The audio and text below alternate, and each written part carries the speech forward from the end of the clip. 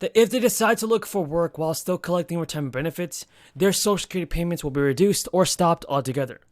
That's some very important information to remember, everybody, if you're claiming Social Security benefits. Plus, if you have any further questions on this, feel free to leave them in the comments below, and I'll do my very best in answering these questions about the fourth stimulus check.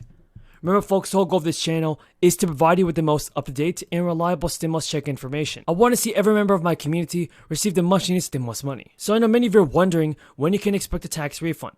Well, Treasury Department officials have also warned in January that this year's tax season will be a challenge. That is largely due to the IRS massive backlog of returns as of 2021. So everybody, I think that President Biden should do a better job on sending out stimulus payments this year.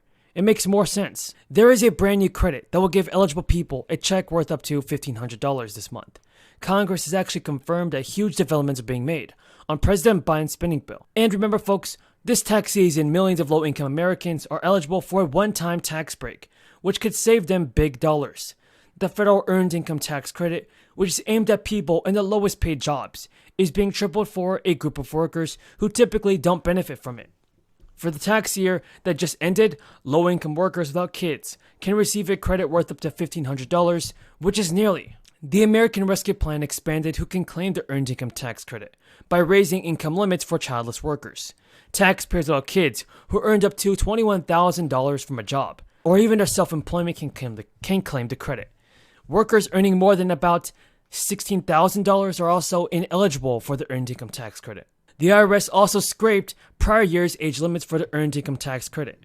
Previously, only workers who were ages 25 to 64 could claim it.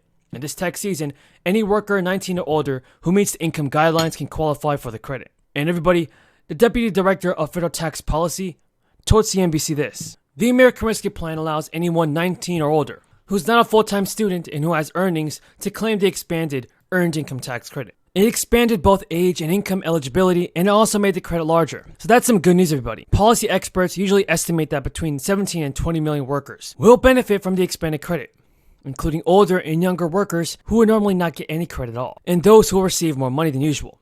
The earned income tax credit has been called the most effective U.S. anti-poverty program, with about 20 million households receiving it in 2019. Unlike many tax credits, which can only reduce the income tax a person owes, a person pays to zero, the earned income tax credit is refundable. That means it puts the money in workers' pockets, even if they don't qualify, even if they don't have any tax liability. And most years, however, workers who don't have a child can get a small credit. Last year, a single worker had to earn up to $15,000 or less to qualify for this tax break. And the maximum credit for individuals amounted to only $540. By contrast, a single parent of two $15,000 would qualify for a $100 credit. So that's some good news, everybody, and I'm glad to see that President Biden is trying to help out the American people with stimulus payments. Is going to be a very interesting and important discussion. Tonight, we're going to be speaking with 4 Starbucks employees who are currently involved in organizing efforts in their shops. And these 4 people are not alone, because since the organizing efforts at Starbucks began a number of months ago in Buffalo, New York, workers at 103 Starbucks shops in 26 states have announced that they intend to unionize. In other words, the organizing effort at Starbucks is spreading like wildfire. And why is that? I mean, why at this particular moment are so many of the workers at Starbucks interested in forming a union?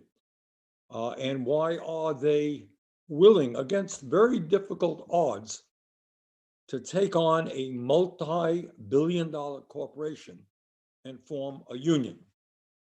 And we're going to be learning the answer to that in a few minutes. But before we go there, I want to put that question about what's going on in Starbucks into a broader context. I don't think I have to tell anybody who's watching tonight that the pandemic has had a devastating impact upon our country. Tragically, over 900,000 people have died from COVID. tens of millions have been made ill. And importantly and tragically, many thousands of workers have lost their lives simply because they went about doing their jobs. In other words, they didn't have a choice. They need to earn an income. They go to work. Some of them get sick and some of them die. Meanwhile, and I think this explains a lot about why we're seeing more union organizing efforts all over this country, not only at Starbucks. Meanwhile, while working class people from one end of this country to the other are struggling, corporate profits are at an all-time high, and CEOs, the guys who head up these corporations, have seen huge increases in their compensation packages. Today, in fact, if you are the head of a major corporation, you are now making 350 times more than the average worker makes. 350 times. And that gap between worker and CEO is now higher than it has ever been in the history of our country. Further, as a result of a massive transfer of wealth from the working class of this country to the top 1% over the past 50 years, the people on top, the 1%, now own more wealth than the bottom 92%. And incredibly, the two wealthiest people in America now own more wealth than the bottom 42%. That is wealth distribution. In terms of income, since the Wall Street crash of 2008, the top 1% has earned 45% of all new income created in our country. Let me repeat that. Top 1% has earned 45% of all new income created in this country since 2008. And listen to this, which I think says it all and speaks about the discontent, the rage that so many working people are feeling. During this terrible pandemic, last several years, when thousands of essential workers died, gave up their lives doing their jobs, 745 billionaires in America became more than $2 trillion richer. $2 trillion. And that is the clearest example possible about the corporate greed that we are experiencing, corporate greed. Despite workers being forced to go to work in unhealthy and unsafe environments, and thousands of them dying because they were just doing their jobs, they're struggling. People on top are doing better than ever before. You know, I think in America, we have a sense that we are supposed to be a fair country.